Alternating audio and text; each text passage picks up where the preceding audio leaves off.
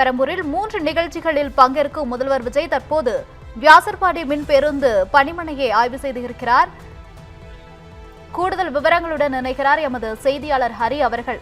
ஹரி, வணக்கம். முதல் முறையாக முதலமைச்சர் பொறுப்பேற்ற பிறகு தனது சொந்த தொகுதியான பெரம்பூர் தொகுதி நோக்கி சென்று கொண்டிருக்கிறார் முதலமைச்சர் விஜய். அங்கு கூடுதல் பாதுகாப்பாக என்னெல்லாம் நடைபெற்றிருக்கிறது? வணக்கம். முதல் பெரம்பூர் நடந்த இந்த சட்டமன்ற பொதுத் தேர்தல் 2 தொகுதி போட்டியில் வெற்றி பெற்ற முதல்வர் முதல் முறையாக பெரம்பூர் செல்லவுள்ளார். கிழக்கில் போட்டியிட்ட வெற்றி பெற்ற தொடர்ந்து சென்று மக்கள் நன்றியும் தெரிவித்தார். சென்னை பெரம்பூர் தொகுதிக்கு எப்போது செல்வார் என்ற மிகுந்த எதிர்பார்ப்பு இருந்த நிலையில் இன்று மாலை மேலும் சட்டமன்ற உறுப்பினர் அலுவலக தொகுதி மக்களுக்கு செயலியை அறிவித்துள்ளார். ஏற்கனவே அடித்தட்டு மக்கள் தொழிலாளர் அதிகம் பகுதி பெரம்பூர் தொகுதி உள்ளது.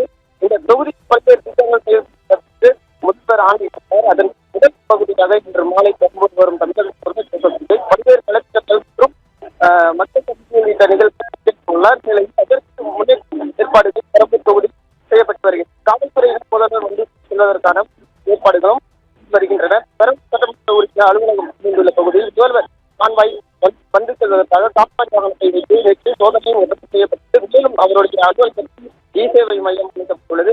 இது பொதுமக்களுக்கு சான்றிதழ் வழங்கும் வகையில் ஏற்பாடும் செய்யப்பட்டுள்ளது. இன்று பெரம்பூருக்கு வரும் அலுவலகத்தை அதே பகுதியில் ரேஷன் கடையில் புதிய ரேஷன் கார்டு மற்றும் எம்ஜேபி நகர் பகுதியில் உள்ள உள்ளார்.